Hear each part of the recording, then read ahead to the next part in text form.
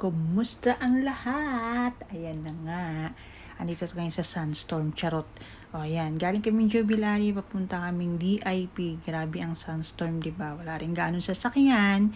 So ito ay Sunday ng afternoon. So ayan, tamang round lang kami. Magcha-chai lang kami dyan sa DIP. So meron kaming isang cafeteria na laging pinupuntahan dyan para uminom lang ng tea. Kaya lang, ito yung sitwasyon. Grabe ang sunstorm. So, yung mga sa kabilang side, halos hindi mo na makikita ang ibang car. So, ayun, 'di ba? Tsaka wala talagang sasakyan. Maluwag talaga yung aming way papunta.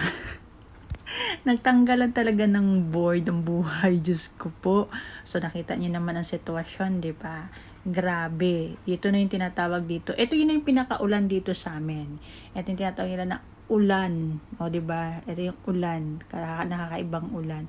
Alam niyo ba, takot ako sa ganitong mga truck. Ewan ko, nagkakaroon ako ng phobia sa mga ganyan truck. Takot na takot ako.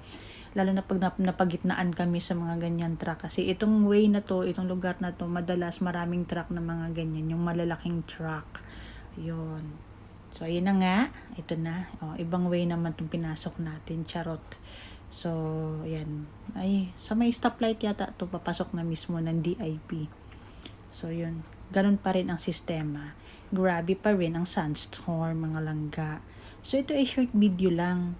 Wala na kasi talaga akong ma-upload. Tsaka, hindi ako pwedeng magluto sa ngayon kasi bawal mo ng mga mantika-mantika sa atin. Nakakahiya namang magluto ako ng iluluto ko sa inyo yung mga steam o charot. O, 'di ba? Puro steam na lang, nilagang kangkong, nilagang okra, nilagang talong. Sus, napakadaling lutuin agad 'yon, 'di ba? So, ayan na, papasok na kami sa loob ng DIV.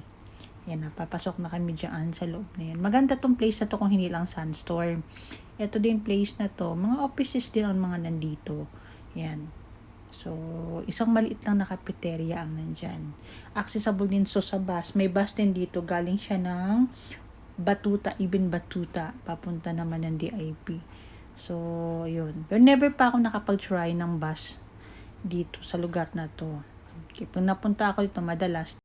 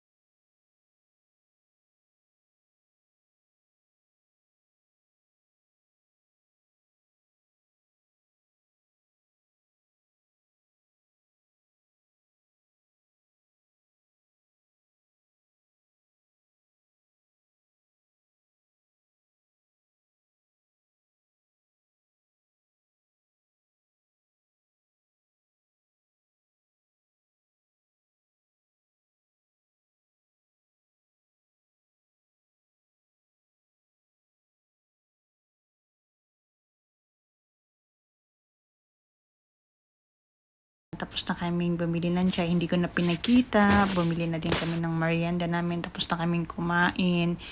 So, yun, pauwi na kami. Kaya lang, mas tumindi yung itim. Mas lumalakas yung hangin, lumalakas yung sunstorm. Ayun naman yung mga truck na ang lalaki. Takot talaga ako sa mga ganyan truck. Kakaiba kasi sila sa totoo lang. Sus ko, minsan mga driver, mga loko din. Biglang pihit na lang. Yung liit ng sasakyan namin, biglang mapitpit ga. O, diba? Pero kahit papano naman, may space. Kaya ang lawak ng mga kalsada dito. Dahil sa mga truck ng mga ganyan. O, diba? At ito kasi sa way na to, wala silang time.